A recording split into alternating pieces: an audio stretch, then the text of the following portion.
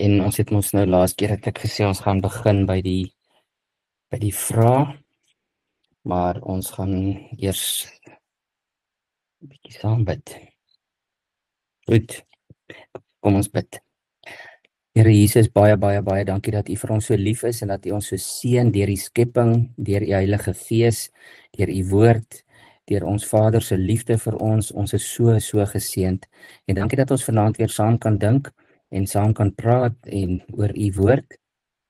En help ons om dieper insig te kry, maar dat dit nie net by intellektuele kennis sal wees nie, maar sal gaan na praktiese dade in Christendom en liefde vir ons naaste en liefde vir U ook.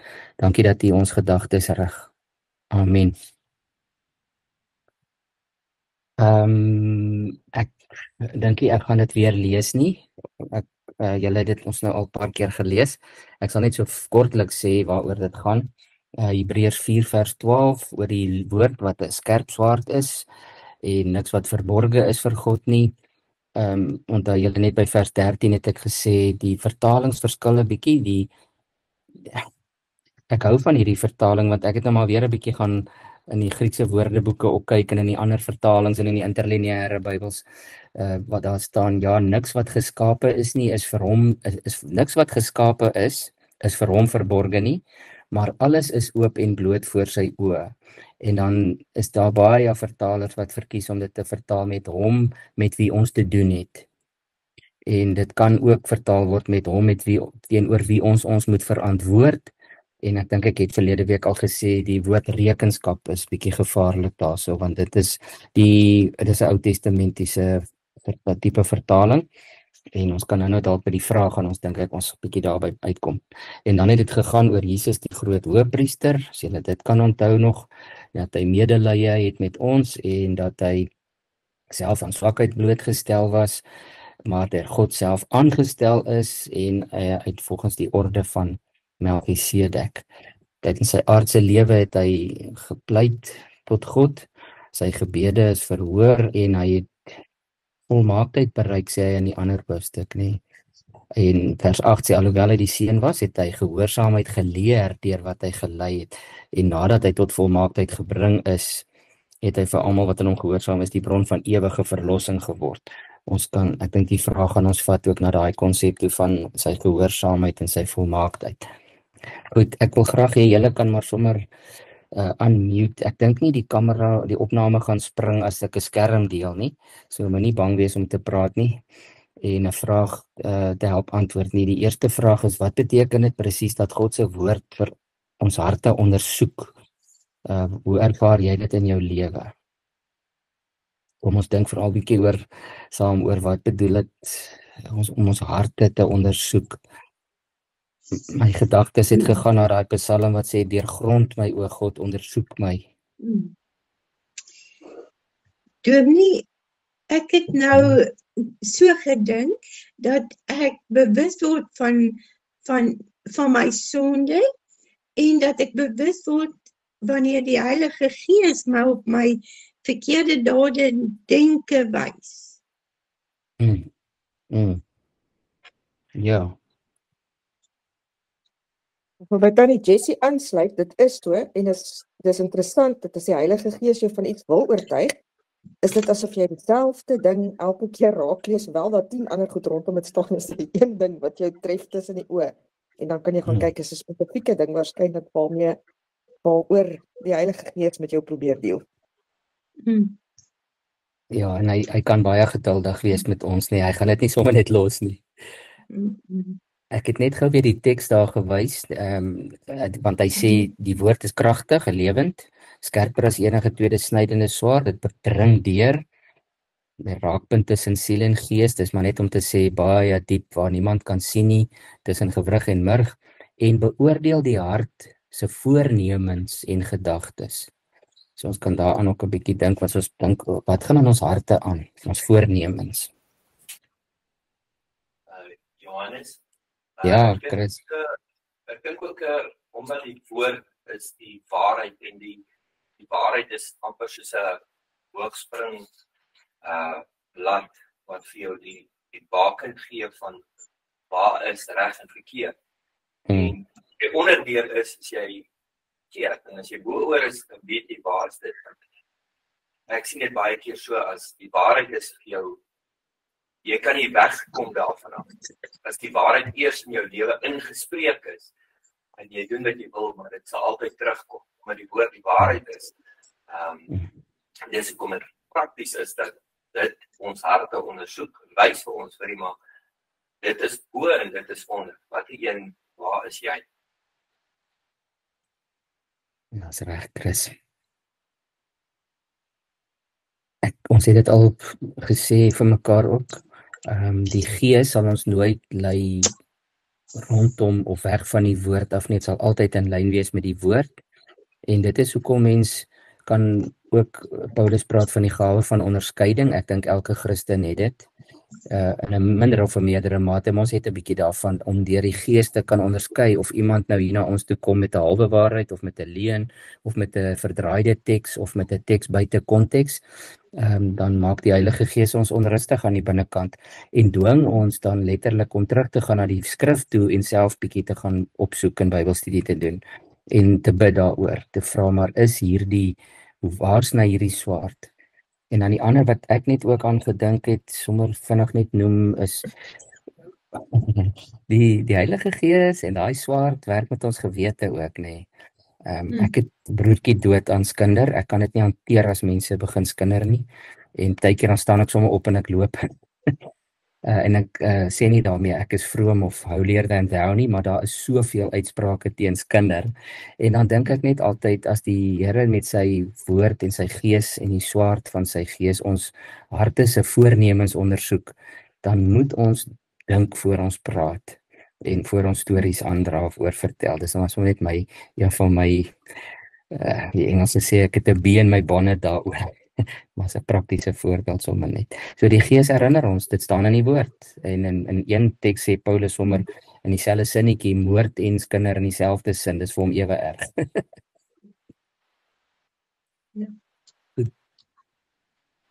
Nog iemand? Yes, Johannes, dis Neil van dit. Neil, goed self. Dankie. Weet jy, ek dink ja, die Heilige Gees waarsku ons teen swak gedrag en teen sonde en alles. Maar ek dink ook die Heilige Gees wys ons wat goed is. Want alles is nie altyd sleg nie. Ons almal keer vir die sleg en die sleg en die sleg en die sleg en die sleg en dan vergeet ons van die goed. So dit is ook, dis mos die blye boodskap. Hy wys ons hoe ons moet leef en as ons dit doen dan gaan ons die ewige vreugde kry. Ja. Nee, baie beslis. Dankie daarvoor. Hy maak ons attent op al die goeie goed ook. Nou kom ons by daai moeilike vers, as ons kan aanbeweeg, julle moet maar my stop of in die rede val. By die tweede vraag sê, wat sou die skrywer bedoel met vers 13 en hoe pas dit in by die twee verbonde, daar waar hy gesê het, niks wat geskape is vir hom verborge nie, maar alles is oop en bloot voor sy oë. En dis die vraag oor die twee verbonde het te doen met daai vertaling van hom teenoor wie ons moet verantwoord, of die een vertaling sê ons gaan almal voor hom rekenskap moet gee, en die beste vertaling sê hom met wie ons te doen het. So hoe kan daai verskillende vertalings ook vir ons 'n bietjie, ek wil amper sê, verwar tussen die twee verbonde? Ons het nou baie al gepraat oor die twee verbonde, wat dink julle? Ek dink Johannes, in die Ou Testament was 'n baie uiterlike godsdiens, hoewel God toe ook natuurlik mense se harte gesien het.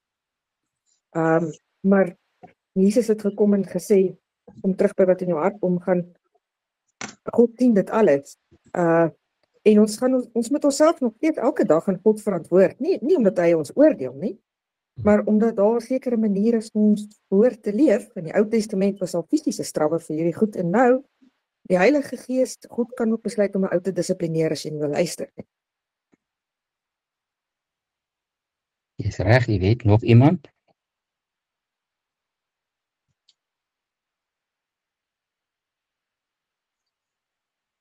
Johannes, ja, dit is so, ek weet, ons almal, ek het ook in die NG Kerk groot geword, en 50 uit die 52 weke het ek gehoor, ek moet my sondes bely en ek moet gered word.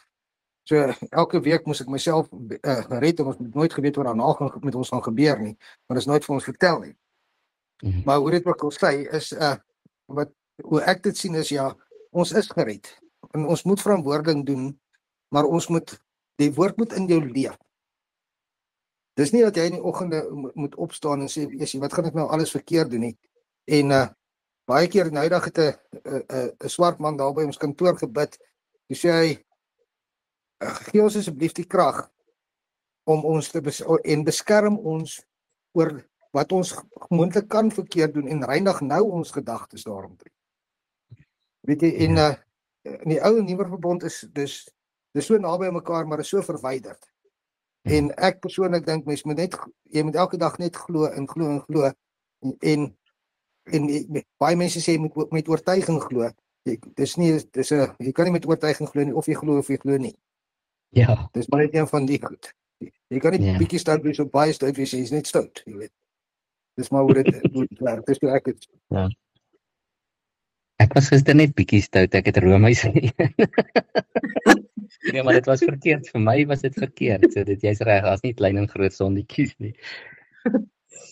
Dit is hoekom ek vir julle daar gesê het, en dis nou maar vir my baie belangrik. Ek weet nie, dalk is dit nie vir julle so belangrik nie, maar die Engelse help ons baie met daai mooi uitdrukking van wat Jesus kon doen het, is om religion te vervang met relationship. En dis waar wat julle sê, die Ou Testament, die Ou Verbond, baie uiterlik, wetties, voorskriftelik, en dit was nie sleg nie.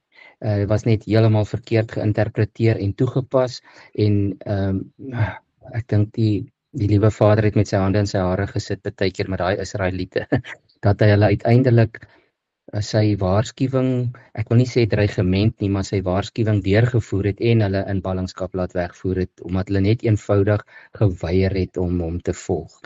So vir die profete, elke keer as hulle gepraat het van die dag van die Here, hulle dit in Hebreëus is dit die Yad Vashem, die dag van die Here was vir hulle 'n verskriklike oordeelsdag, waarvoor hulle aan die een kant bietjie bang was, maar aan die ander kant het hulle die heeltyd gehoor ook, dis wanneer God nou al die heidene gaan straf en al die goddeloses gaan straf, en soort van vir Israel soos 'n wêreldheerser mag gaan maak, waar hulle alles besit en in beheer gaan wees en al die seëninge vir hulle self gaan kry.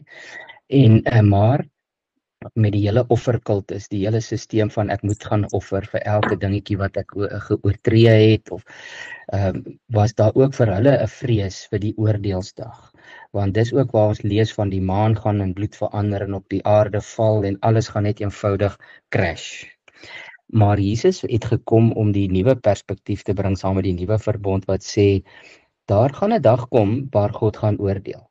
Maar ek het vir julle daai teks in Johannes gesê, ek dink hy kom dalk nog, as ons hom moet lees, waar Jesus sê hy klaar geoordeel, die bose is klaar geoordeel, die dag wat nou kom, is 'n dag waarna ons uitsien en roep, Maranatha, kom Here Jesus, die Gees en die bruid roep uit, ons smag daarna. So dis nie vir ons iets om enige angs oor te hê nie, omdat Christus klaar die oordeel gevat het en gedra het en die straf geabsorbeer het in homself, sodat daar vir ons as kinders van God 'n vreugdevolle dag is om na uit te sien. En daarom is dit so, as daar staan selfs ons moet ons teenoor hom verantwoord, dan verstaan ek dit eerder as 'n daaglikse verhouding.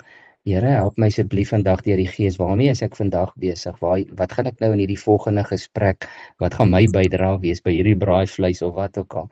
En dit is beter dan vir my om dit te lees ook met hom met wie ons te doen het. Ons het elke sekonde van die dag met God te doen. Dit is nie iets wat eendag gaan gebeur nie, want dan is ons terug by die Ou Verbond, en ek wil nou sommer die Jehovah's en die moslems daarby ingooi, wat vrees vir daardie dag, want daar's nie een van hulle wat 'n hoop het dat hulle dit gaan maak nie.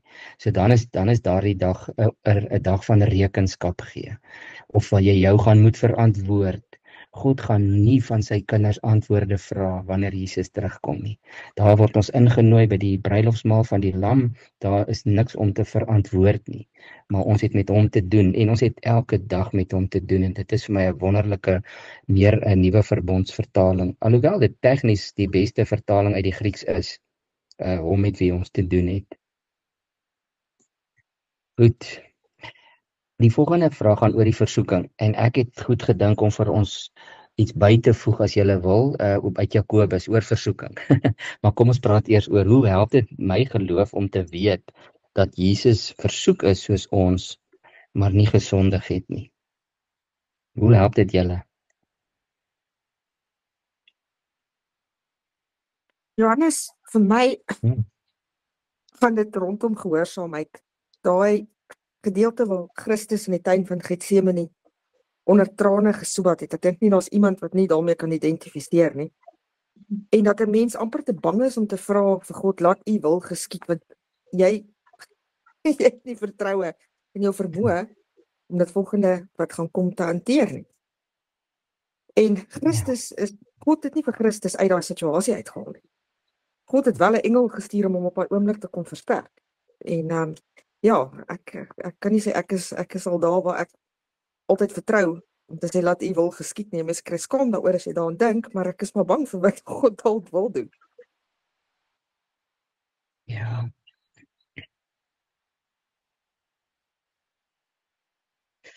Dis baie waar, jy weet. Wat dink julle, ons is bietjie bang, dink ek, in ons gedagtes om daarna toe te gaan, maar om te hoor dat Jesus in elke opsig versoek is net soos ons. En ek weet ons harte en ons gedagtes, dis ook, jy weet, heel eerste waaraan ek gedink het, was daardie Getsemane gebed tyd van hom. Maar toe het my gedagtes ook 'n bietjie gegaan na hy was in die versoeking om 'n paar ouens 'n klap agter die kop te gee ook, nê. Maar hy dit ook weerstaan met sy eie disippels, met hulle onvermoë om te glo tot aan die einde toe. Het hy gesê, is julle geloof dan nog so klein? So daar was baie ander versoekings ook, maar ons moet ook besef, hy was ook in die versoeking om rond te kyk en om verkeerd te eet en om, ek weet nie of iemand hom dalk 'n sigaar aangebied het nie. Maar daardie versoekings was ook daar, menslike versoekings. En dit staan nou nie al in die evangelies nie, want dit is onnodige inligting. Dis absoluut onnodig vir ons geloof. Want al wat ons hoor is dat die Satan het hom versoek terwyl hy 40 dae in die woestyn gevas het. Die Satan hom allerhande goed mos kom beloof, en daardie fantastiese gedeelte ook hoe Jesus dit elke keer kon weerstaan en selfs met die skrifaanhalings vir hom op sy plek gesit het, maar nie toegegee het daaraan, en dit was erge versoekings. Nie dat die duiwel hom dit kon gee nie, maar hy sê ek sal nie die plek vir jou gee, aanbid my net eers gou bietjie. Maar dan tussen dit en Getsemane, mag ons nie vergeet nie, Jesus het ook moeg geword, honger geword, kwaad geword, hartseer geword, moedeloos geword. En Jesus het al daardie versoekings ook weerstaan, want daar staan duidelik op meer as een plek, hy het nie een keer gesondig nie. Nou hoe help dit ons wanneer ons versoek word? Dit kan met vrymoedigheid om te gaan. Ja. Want God kyk nie dan na jou en sê, maar wat is die probleem hier? Hoekom sukkel jy? Ja. Dit mos nou maklik. Ja.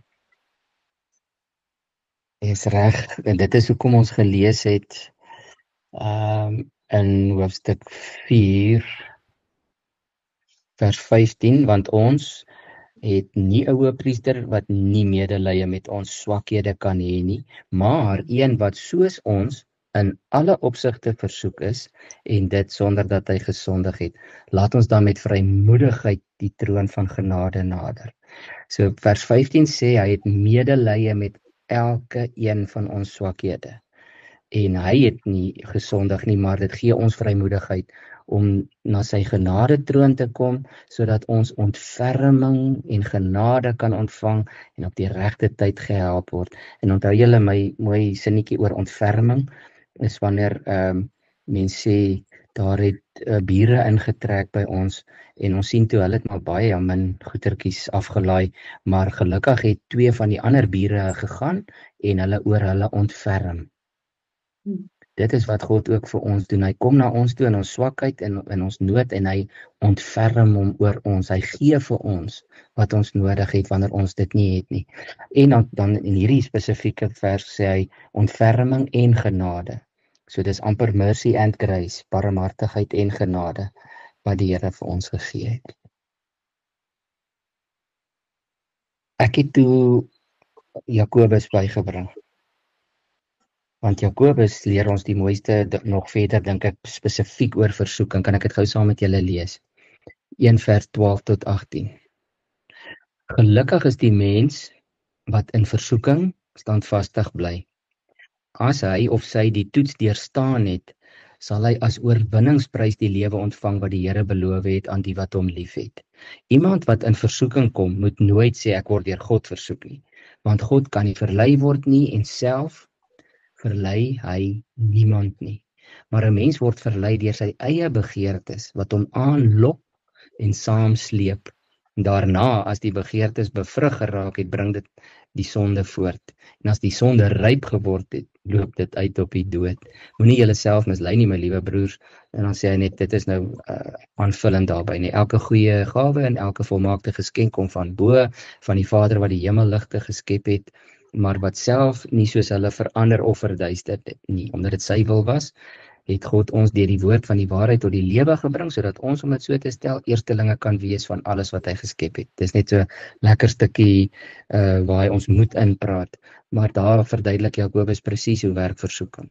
Dis ons eie begeertes wat ons aanlok, ons dan na so 'n bietjie later dan op saam sleep as ons nie nee sê nie, en dan sê hy, as dit bevrug raak, loop dit op die sonde uit, en as die sonde nie gestop word nie, kan dit uitloop op die dood.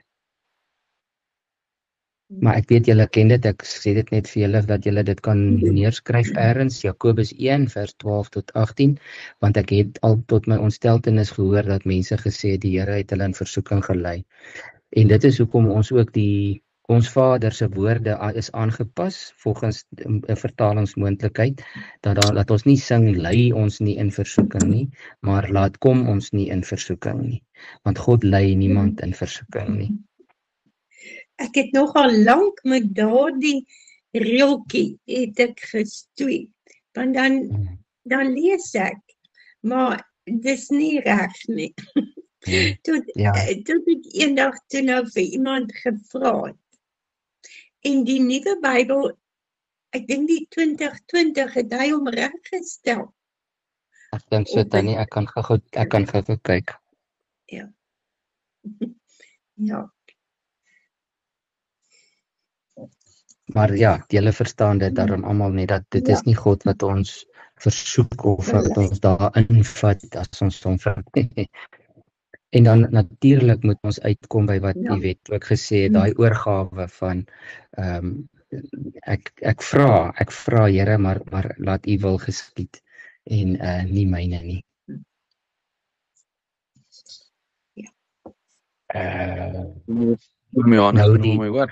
Ja, kan ek net vinnig sê, terwyl Tannie Jessie gevra het, Brendan, in die 2020 vertaling staan daar by die Ons Vader, en bring ons nie in versoeking nie, maar verlos ons van die bose. So ek sal bietjie weer na die Engelse Bybels ook gaan kyk en na wat Stefan Joubert in hulle Nuwe Testament geskryf het. Ek kan hom ook sommer, terwyl Brendan praat, sal ek hom gou opsoek. Nou, Dominee sal sê, hy is verkeerd vertaal.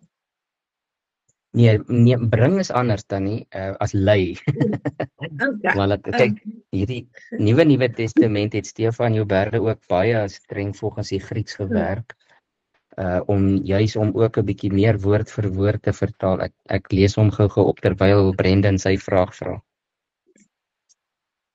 Ek het nie heeltemal 'n vraag om te vra nie, ek wil net sê hoe meer ons die Here soek, hoe meer wil die duiwel ons weghou van die Here af. So ons moet altyd onthou dat die Here is nie die een wat ons in versoeking lei nie, dit is die duiwel wat ons probeer weghou van die Here af. Onthou, louwarm Christene en mense wat kom ons sê nou maar ongelowig is. Die duiwel het nie nodig om hulle aan te val nie, want hulle is nie by Christus nie. So dit is altyd ons wat dryf na Christus toe en probeer nader aan Christus kom en 'n pad saam met Jesus stap wat meer aangeval word. Onthou, ons is die soldate van Jesus. Dit is die soldate van Jesus wat aangeval word. Dit is nie die ouetjies wat daar sit om 'n kampvuur en nie saam met die Here 'n pad stap wat aangeval word nie. Dit is ook kort en kort.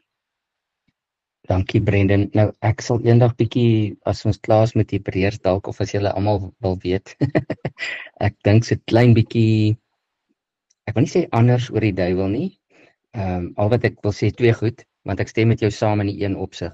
Die duiwel, moet ons net onthou, is oorwin en geketting en hy's nie alomteenwoordig nie.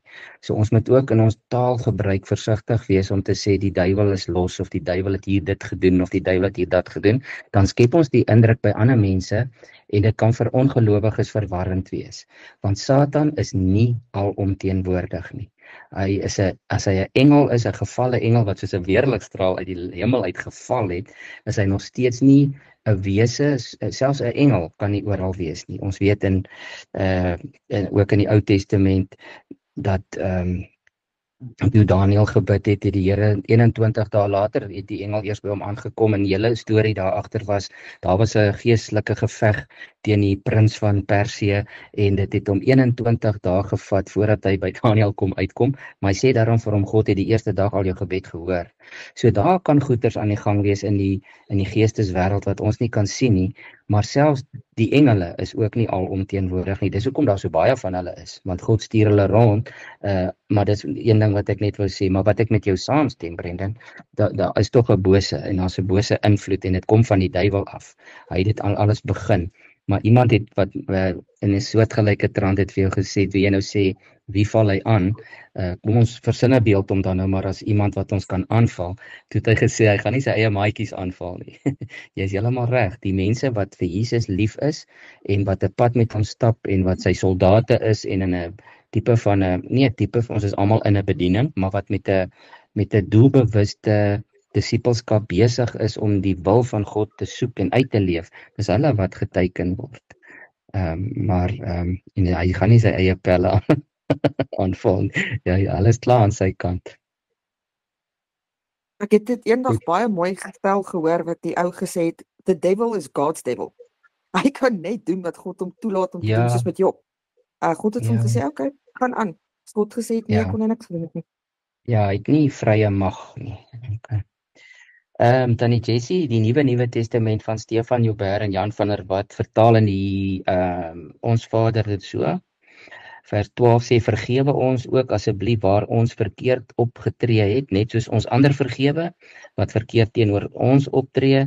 Stel ons asseblief ook nie bloot aan allerhande versoekings nie, maar hou ons veilig uit die hande van die bose. So stel ons nie bloot aan allerhande versoekings nie. Ja, maar wat ons ook moet onthou, ons moet ook,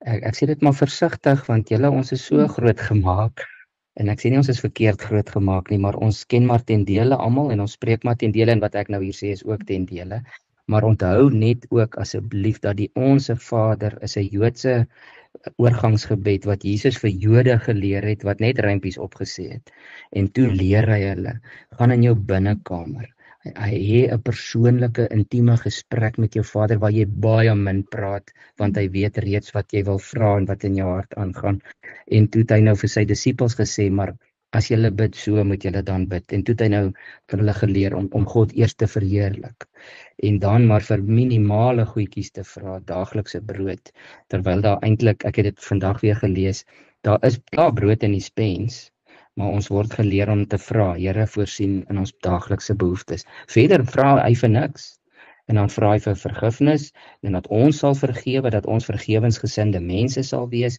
en dan vra hy dat daai versoekings, help tog dat ons nie aan te veel van hulle blootgestel word nie, want ons is menslik. Goed. Nee, dis mooi. As ons dan aangaan na die 4de een sê, die 4de vraag, die bespreking, wat beteken dit vir jou persoonlik, daagliks, om met vrymoedigheid na die genade troon te gaan? Waarom is dit belangrik dat Christus deur God geroep is, en nie self sy roeping bewerk het nie, hy het nie homself aangestel nie, maar ons het nou al die gesprek oor die drie-eenheid ook gehad, maar die mooi beeld van God het hom geroep en aangestel as die hoëpriester volgens die orde van Melchisedek, en daarom is hy in 'n absolute unieke kategorie, dis net hy, want Melchisedek was 'n koning, hy was die koning van geregtigheid, en Jesus is die enigste priester wat volgens sy orde 'n priestersrol vervul. Maar hy's aangestel, hy het nie dit is nie, mens kan nie sê hy het dit vir homself gekies en bewerkstellig nie. Maar die eintlike vraag gaan oor die vrymoedigheid om dan na hom toe te gaan as ons hoëpriester, waar hy op sy genade troon sit aan die regterhand van God. Wat beteken dit vir my en jou persoonlik om met vrymoedigheid daar te kan wees? Ons hoef eintlik nie eers soontoe te gaan nie. Ons is mos permanent in sy teenwoordigheid. Maar as ons nou wil indink in die beelde wêreld van ek gaan nou nader na die troon toe. Wat beteken dit vir ons? Ek het gisterand net gelees in my John MacArthur Bybel, het hy 'n interessante kommentaar gehad daar wat nogal vir my insiggewend was, wat hy gesê het, die konings in die Ou Testament en selfs in daardie tyd, jy kon nie 'n koning direk nader nie. Soos wat God wat heilig is, kan ook nie genader word tensy dit in Christus is nie. En die voorbeeld wat hy gebruik het, is hierdie konings, as jy in sy teenwoordigheid verskyn, kon ons sommer besluit het om jou dood te maak op vir geen goeie rede nie. En wat hy gesê het, jy weet, jy moes hierdie hoë amptenare, moes jy nader, jy moes hulle dalk seker partykeer omkoop ook. So dit kon 'n rukkie gevat het voor jy dalk by die koning uitkom, en dan mag hy dalk nie 'n goeie by wees nie, en dan gaan hy nie eers na jou luister nie. Ja, dis heeltemal waar, Yvette. En dit is dit, en dis hoekom hierdie so fantastiese nuwe verbonds onus is, as ek dit so kan noem. Julle ken almal Ester se verhaal. Sy was die koningin en sy was bang om in te gaan, want dit is presies daai ding, hy kon net besluit het, vandag is ek nie 'n goeie by nie, off with his head. Dit was hierdie konings gemaak het in daai tyd, jy het nie naby hulle gekom nie. En nou sê Hebreërs, ons kan met vrymoedigheid, dit is amper meer, is nog meer as vrymoedig, amper 'n vrypostigheid wat dit in Grieks is, nie om sommer net te kan sê, soos 'n kind, iemand het geskryf, dit is soos 'n klein kindjie wat in hardloop in sy pa is die deurkamer. Nou deesdae sal 'n mens sê terwyl hy met 'n Zoom meeting besig is. Maar daai kind het geen vrees nie. Hy storm net in by sy pa want hy weet hy's net welkom daar, daar's niks anders daar as welkom nie. En dit is weer eens net die hele ding van die verhouding teenoor die ou verbond, die relationship en die religion, die groot verskil wat daar is. Goed. Nou kom ons bietjie by Getsemane. Die 5de vraag sê, wat leer ons elkeen persoonlik oor gehoorsaamheid uit Jesus se lyding? Yvette het dit nou ook aangehaal, maar Markus sê, eentjie daarvandaan op die grond gaan kniel en gevra as dit moontlik is, die uur van lyding nie vir hom sou aanbreek nie. Daar's verskillende gebede mos, in die evangelies, die beker by hom verbygevat word, dat hy die beker nie hoef te drink nie. Hy het gesê, Abba Vader, daai mees intieme naam vir God. Alles is vir U moontlik. Neem hierdie lydingsbeker van my af weg. Nou onthou maar net, die Israeliete, die Hebreëus gebruik nie asseblief nie, want dit is altyd respekvol. Die hele taal is so gevul met respek. Dit was maar ons wat later in die Germaanse tale moes asseblief bysit. Maar dit kon, as mens nou vir jong mense kan verduidelik, dan sal ek vir hulle sê, hy het gebid, asseblief Here, neem hierdie lydingsbeker van my af weg. Moet nogtans nie doen wat ek wil nie, maar wat U wil. Wat leer dit vir ons oor gehoorsaamheid?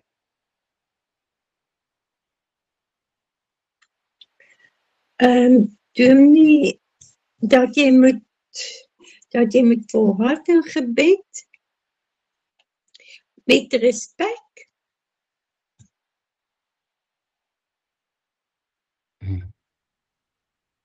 Is julle baie keer ongehoorsaam? Ja. Ek dink dit is snaaks nie, maar ons is nie maar almal baie keer ongehoorsaam nie. Of een van my groot probleme is om ek vertrou God vir alles. Ek meen, hoe dan anders? Ek het niks, maar om baie keer dan voel ek is nie gehoorsaam genoeg en ek moet hom nog meer vertrou. En ek is maar ook soos baie Christene, ek het al met baie mense hieroor gesels, daai teks van Petrus wat sê, werp julle bekommernisse, gooi dit weg vir die Here, daar los dit daar by hom, dan gaan haal ek dit maar skelmpies in die nag gou weer daar by hom, lê bietjie wakker daaroor. So om gehoorsaam te wees soos Jesus, kom ons praat 'n bietjie oor daai oorgawe. Ek het nou, die laaste paar jaar deel God met my oor iets en dit gaan oor volharding. Want dit is die doel van lyding, is om ons te leer om te volhard. En die korttermyn effek af, dit is nie lekker nie. Dit sê Jakobus ook vir ons. Maar om te leer om mense fokus te skuif van die hede af na die ewigheid toe. Want daar is 'n ewigheidswaarde aan hierdie goed. En dit is verskriklik moeilik om te doen as jy deur 'n moeilike tyd gaan. Christus was gehoorsaam in die tuin van Getsemane omdat hy geweet het wat die eindresultaat gaan wees daarvan. En dit is iets waarmee ek nogal sukkel, is om my oë af te haal van omstandighede af en dan wil ek met God onderhandel. Oor wat ek dink ek gaan alles kan hanteer en wat nie, en so wat om hom nie toe te laat wat ek dink ek kan nie hanteer nie. Daai visie op die ewigheid wat ook tog nie daar ver is nie, nee, maar wat ek verstaan wat jy sê, dit is eintlik daar ver. Ons verstaan nie daai ding eintlik, ek self nie, van dat ons nou al reeds ewig lewe nie. Want vir ons lê die fisiese aardse dood nog voor. Maar daai perspektief van wat het ewigheidswaarde en ja, nee, ons het almal goed wat ons aandag aftrek, nee.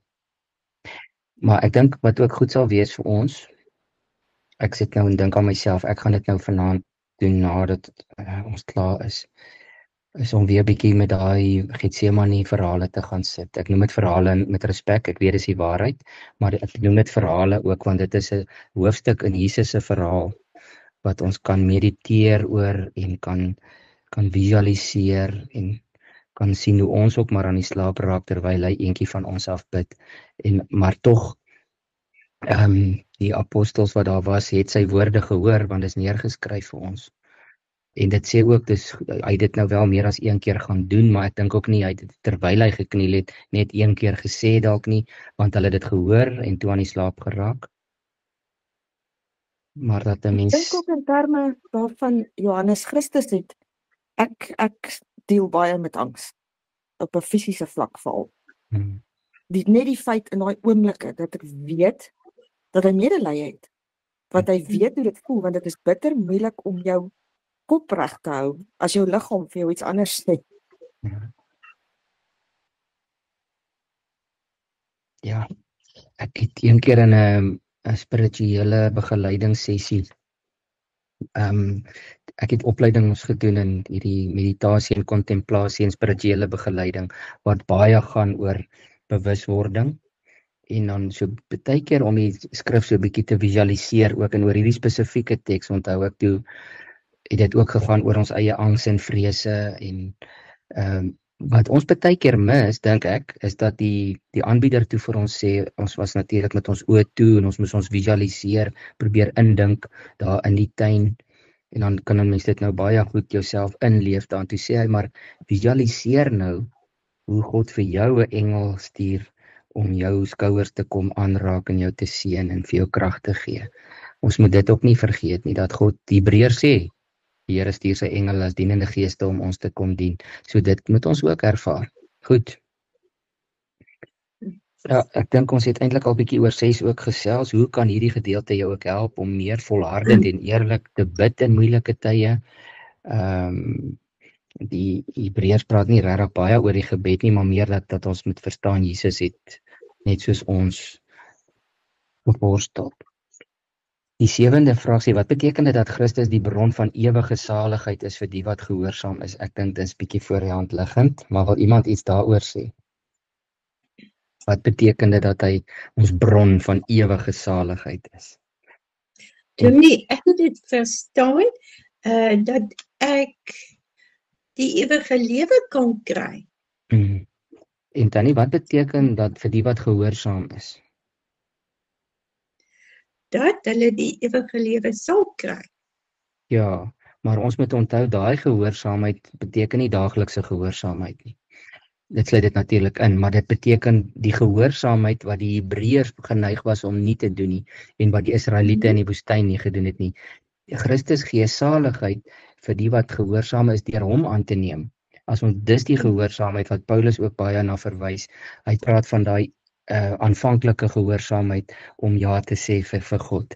So hierdie moet ons net nie verkeerd verstaan, dat mense kan dink, ek gaan my saligheid verloor want ek was nie vandag gehoorsaam nie.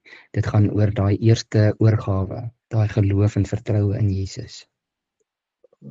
Goed, ja, nou maak dit is nou vir my duidelik. Ja, want dit is nie 'n bangmaakteks om te sê jy kan jou saligheid verloor want jy was nie gehoorsaam nie. Ja. Goed. Ek het mos daar ingesit, ons gaan nie nou al afsluit en toepas nie. Ek wil hê ons moet kyk of ons kan begin. Ek sien ons dalk weer lekker baie gesels, maar ek gee nie om, dis my lekker dat ons so saam praat. Ek praat partykeer bietjie te veel. Nou die afsluitings kan ons net nou doen, die saam stil word en weer daai lees en dan bid. Ek net kyk wat het ek oor die oordeel. Julle kan net notas maak as julle wil, maar ek sal dit nou uitstuur saam met hierdie notas. Johannes 12 vers 31 het Jesus gesê: Nou het die oordeel oor hierdie wêreld aangebreek. Nou sal die heerser van hierdie wêreld uitgedryf word. So dit is oor daardie oordeel en rekenskap en daardie laaste dag. So Jesus het gesê die oordeel het aangebreek en die bose, die heerser van hierdie wêreld word uitgedryf. En in Johannes 16, daardie verse wat so in die ou vertaling is dit sê die Here het gekom om ons te oortuig van sonde, geregtigheid en oordeel. Hier staan dit ook so, en wanneer hy kom, sal hy die wêreld oortuig van sonde en van geregtigheid en van oordeel. Maar mense was baie geneig in my lewe en selfs predikant om net daai vers 8 aan te haal om mense meer bang te maak. Maar vers 9 sê, dis moet ons altyd saam lees die res, waar hy sê, wanneer hy kom sal hy die wêreld oortuig van sonde en van geregtigheid en van oordeel. Van sonde, omdat hulle nie in my geglo het nie. Dis nou daai gehoorsaamheid aan die Jessie. Die sonde is om nie in Jesus te glo nie. Van geregtigheid in vers 10, omdat ek na die Vader gaan en julle my nie meer sal sien nie, omdat God, Jesus bedoel daai van, hy gaan sterf om ons geregtigheid te koop by God. Hy gaan na die Vader toe en daarom kom hy om die wêreld te oortuig van geregtigheid en sê, maar ek het dit gedoen, ek het betaal vir julle. En dan van oordeel sê hy gaan kom, wanneer hy kom, sal hy die wêreld oortuig van oordeel, omdat die heerser van hierdie wêreld reeds geoordeel is. So dit is hoekom ek gesê het aan die begin, ons is nie bang vir oordeel. Nou ons was veronderstel om vanaand hierdie te doen, maar ek sien ons het net 5 minute oor. Kan ek dit saam met julle lees en dan kan ons volgende week maar weer aangaan? Ja. Hebreërs 5, want ek het 'n notaatjie hierso gemaak wat ek dink ons net nou moet kyk.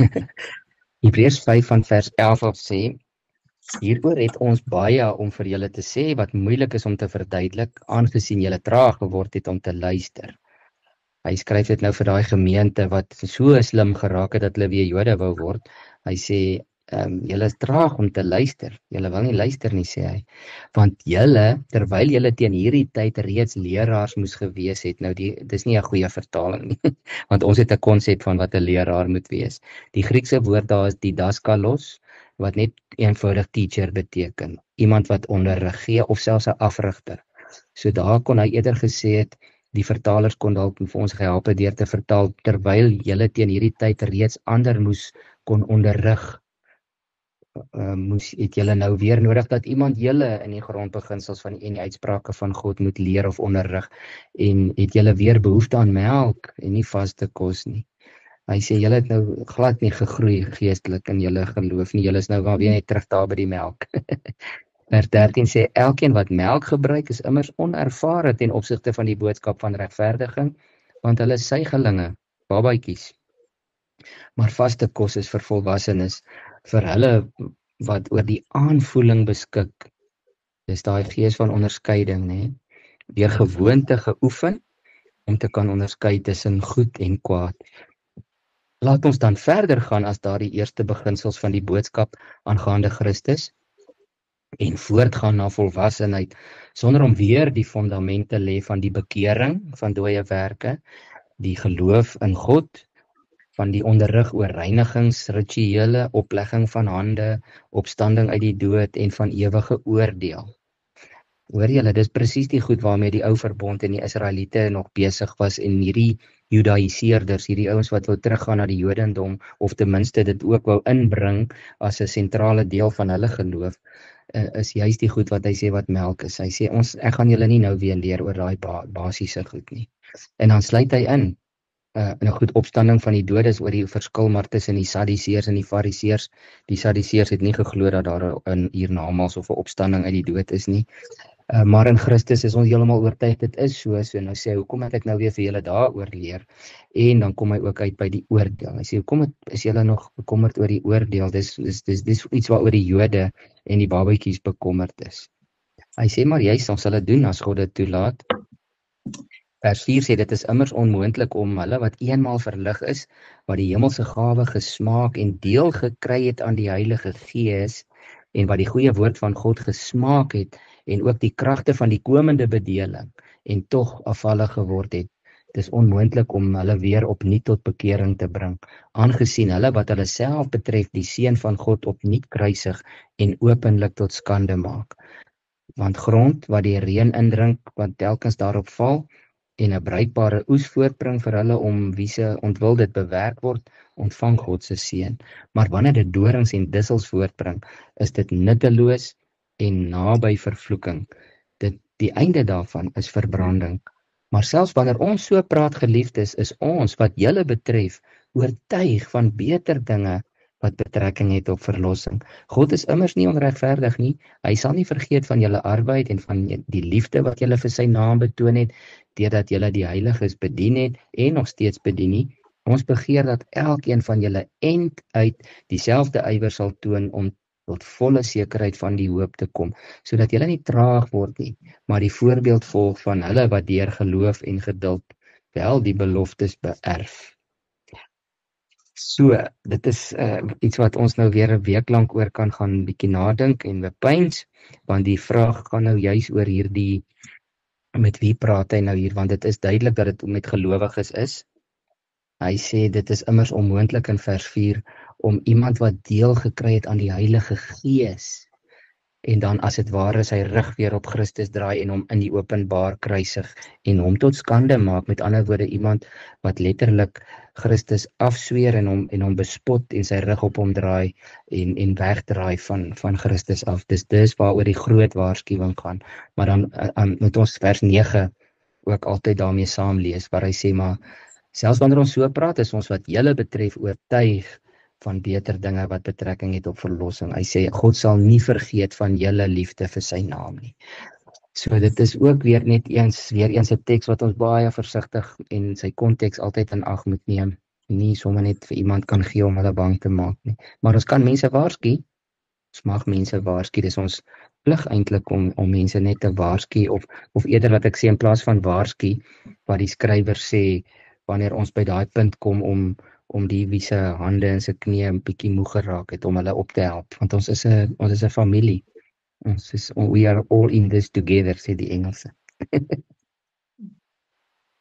Is daar enige iemand wat nog iets wou vra of sê, want ek sien, dis my so lekker, ek het gehoop, ons Bybelstudie gaan groei en ontwikkel in saampraat, en nie dat ek net hier die heel aand hierso sit en vir julle lees van die PowerPoint af nie. Is daar enige iemand wat nog 'n vraag of 'n opmerking het voor ons afsluit? Ek wil net iets vra oor die teks, oor die wat daai wat jy gelees het oor die Heilige Gees ontvang het in die evangelie. Ja. Ek het net ergens gehoor dat dit ook verwys na mense wat op 'n kognitiewe vlak die evangelie hoor. Die Heilige Gees werk in die hart om te sê hierdie is die waarheid en dan maak persone keuse om dit te verwerp. En dan kan hulle nie weer tot oortuiging kom nie. Dit is basies wat hulle mos amper noem, dis daai laster teen die Heilige Gees. Is dit waar in hierdie konteks? Ek gaan 'n week lank hieroor nadink, jy weet. Nee, ek dink jy's baie naby. Ek het baie ouens dit verklaar en dan weet ek nie, want daai teks weet ek ook het al by baie gelowiges twyfel veroorsaak of hulle wel uit die genade uit kan val. Jy weet, so dit is 'n moeilike teks daai.